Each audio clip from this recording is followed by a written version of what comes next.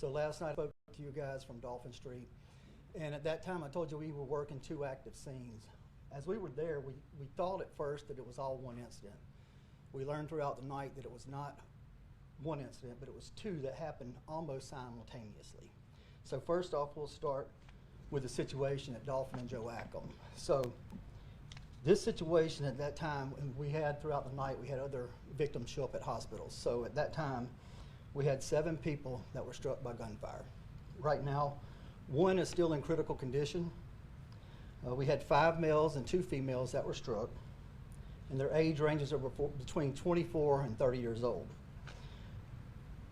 There were probably 45 to 50 officers in the area when this happened, whether it be on foot or on horseback, so it was saturated with patrols. And we had just moved additional resources to that area just moments before this happened. Right now, we still don't have a suspect. We are still looking and canvassing for video. We're talking to witnesses and taking statements. Hopefully that will lead us somewhere.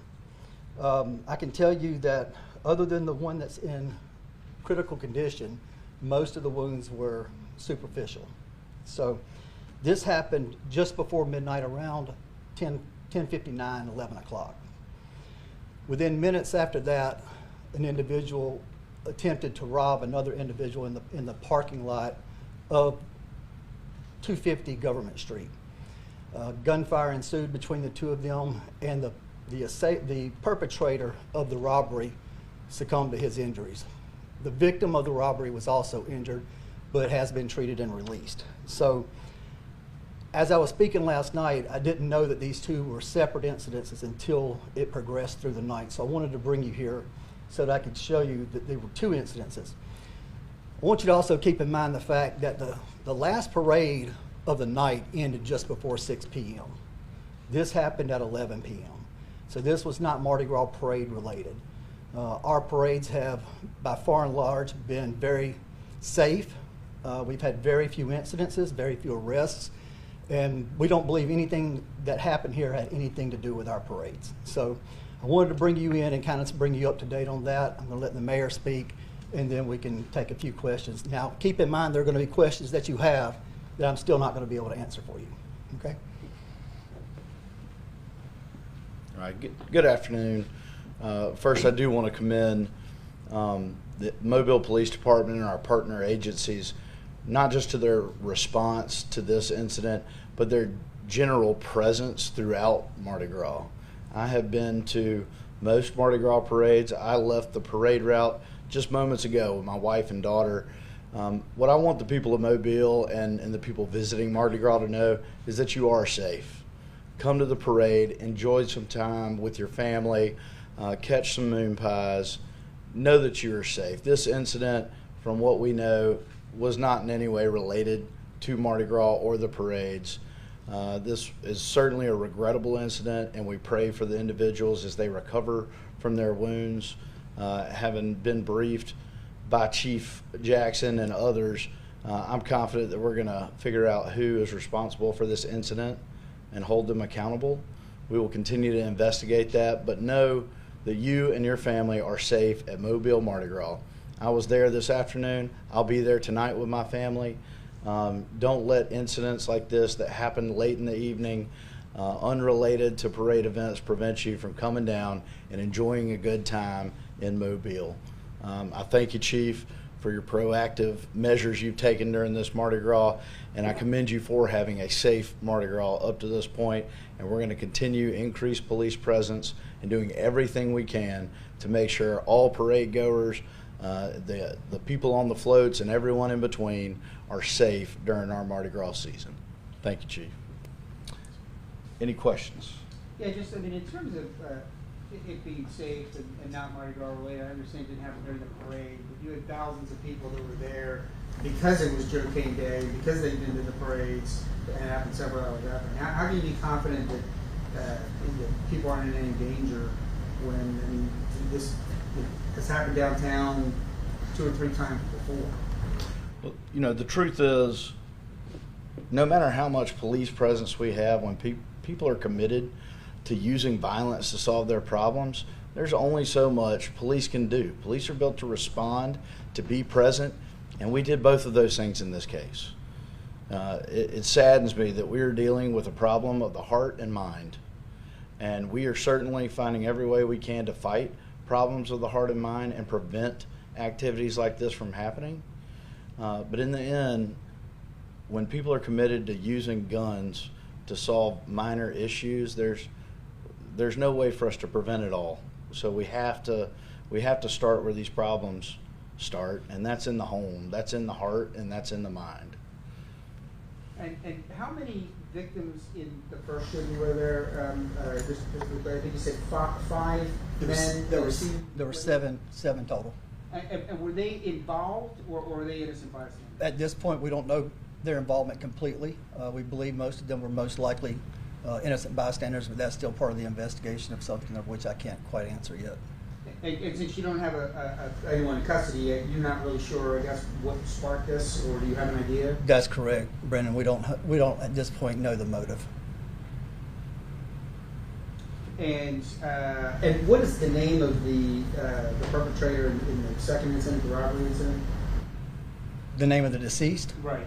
He was the one that was what was trying to rob the other. Right. His name is Javeli. I'm gonna spell it for you. Jeveli. Javeli Alexander, 21-year-old male. And we'll be putting that out in a press release as soon as we leave here. So those things were happening exactly at the same time? Within just a few minutes. I think the one incident on Dolphin Street was at like 22:59 hours, and the incident in the parking lot was just about 3 to 4 minutes after that. A block apart? A little over a block apart, correct. Do you have any information on what firearms were used, how many gunshots were fired in the parking lot incident? In the parking lot, in the robbery incident? Yeah. We know that it was 9mm. We don't know how many were fired by which person, but we do have at least 28 rounds that were fired there. Glock switch? No. Someone, and this is just rumor because you hear a lot, said that someone was struck by an automobile during that incident. Do you have any kind of confirmation on that, or is that just... That's still part of the active investigation that we're trying to get to. And there were Facebook videos of several fights in that general area, kind of in the time frame or earlier. I mean, is there any indication that was related in any way? I think there was one on Dolphin Street and then another one maybe on Government Street. To be honest, I haven't seen those videos. I'm not aware of them, so I don't know, but I do not think they had any relation to the incident. And to clarify the parking lot incident, the victim, that's been treated as a self-defense? It is. It's already been talked with the DA's office, and it will go to a grand jury. And that was a total of 28. It was an exchange of gunfire. Correct, but we don't know at this point who fired how many. And there's a lot of campers there. Some of those were struck, I said. Well, we know that at least 3 vehicles and a camper were struck. At this point, that's all we know that was struck unless someone else comes forward, because people were leaving that parking lot. But as of last night, when I left the scene just before 2 a.m., there was 3 vehicles and a camper. What do you do now that you haven't already done? Well, to be honest with you, Darwin, as the mayor spoke, I mean, we've been as proactive as you can be. You'll remember being last night still at 1:30 in the morning. We still had tons of resources down there. You can't turn your head and look somewhere without seeing blue lights, without seeing officers walking, without seeing officers on horseback. It goes back to what the mayor said.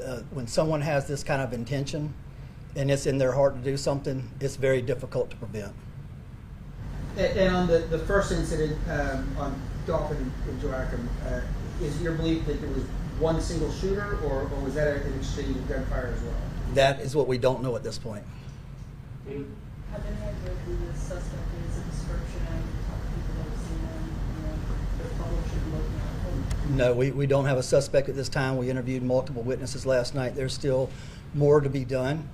Obviously, the officers and the detectives that were there last night have additional parade assignments today.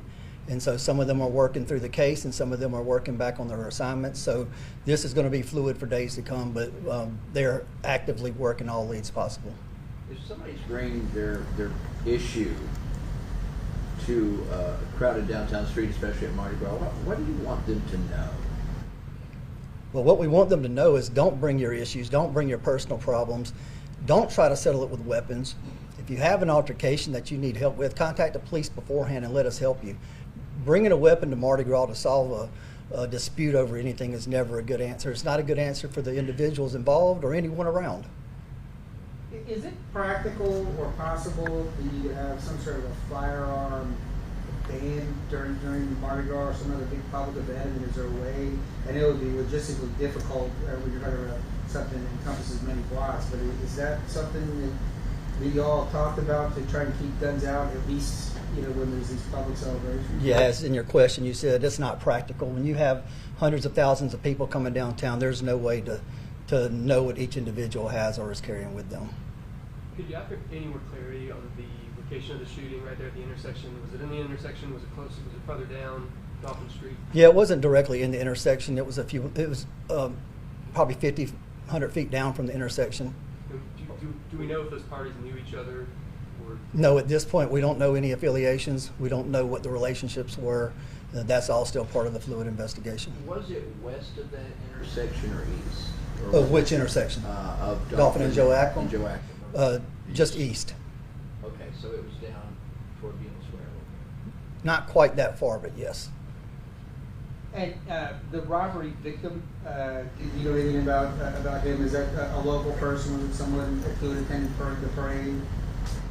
Yes, he is a local person. He had attended the parade and then went downtown to do some celebration himself. And that just appears to be just a random type of crime of opportunity, and the guy just decided to jump because he was there? Correct. At this time, it was a robbery that went bad. Were there witnesses to the actual robbery? Because that's a pretty public place at a very busy time for someone to actually make an attempt like that. Yeah, we interviewed multiple witnesses there last night and took multiple statements, but there's still more witnesses to locate. You spoke about feeling safe at the parades downtown. What about feeling safe people that want to go out afterwards? Well, as I said, you had at least 45 to 50 officers in that entertainment district alone. Just 13 had just been moved to the actual area where the shooting occurred. So short of having 45, 50 officers there, you pretty much covering every square inch of that area. So like the mayor said, when somebody has that intent, it's still impossible almost to prevent. And that was the same situation with the two New Year's shootings. That's correct. Back to back, and given that, is there a solution to this, or is this just sort of the price of modern society where we are that we have to just live with? If I may, Chief. Yes, sir.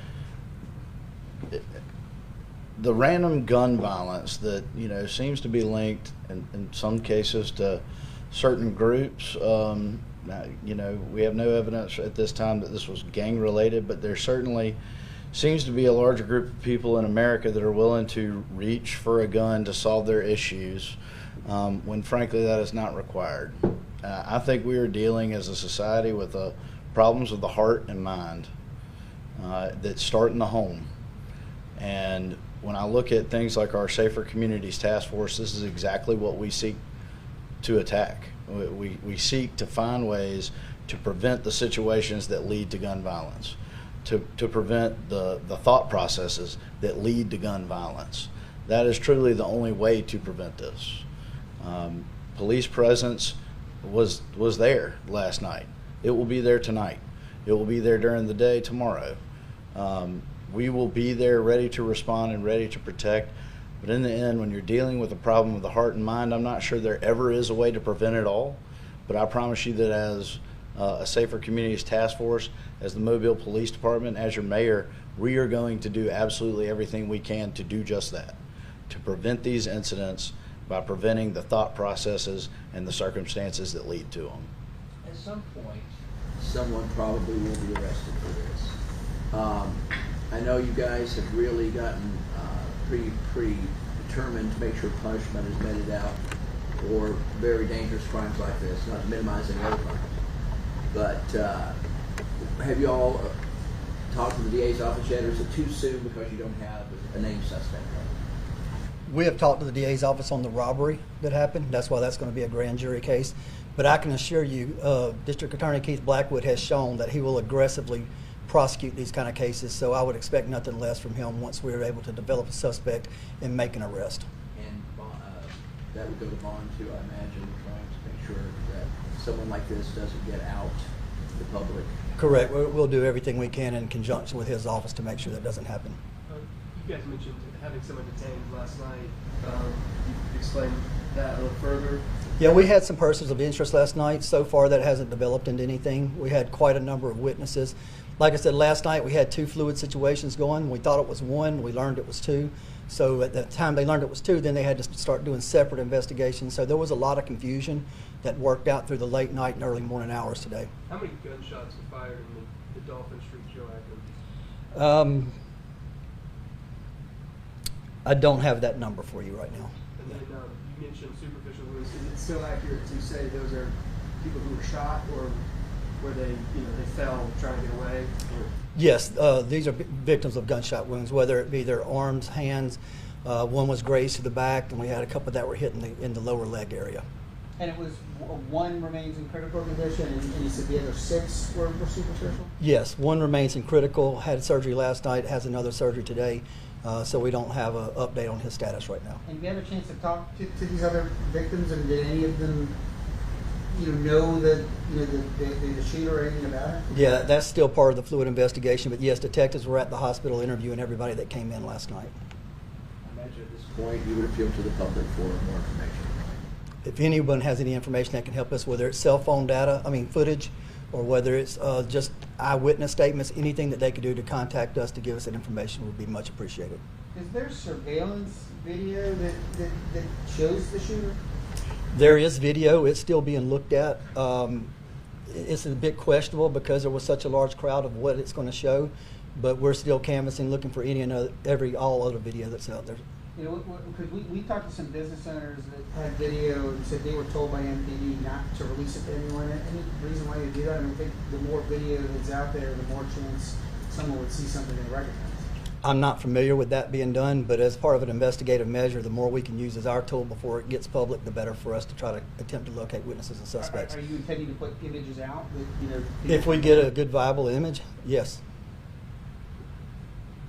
In this video, does it show panic from the public and people running? It's a very crowded area. Yeah, that's pretty much all you really can see at this point. We haven't nailed down any good specific video, but what you can really see is the aftermath of the disbursement of the people. Any other questions? All right. Thank you all for being here. Appreciate it.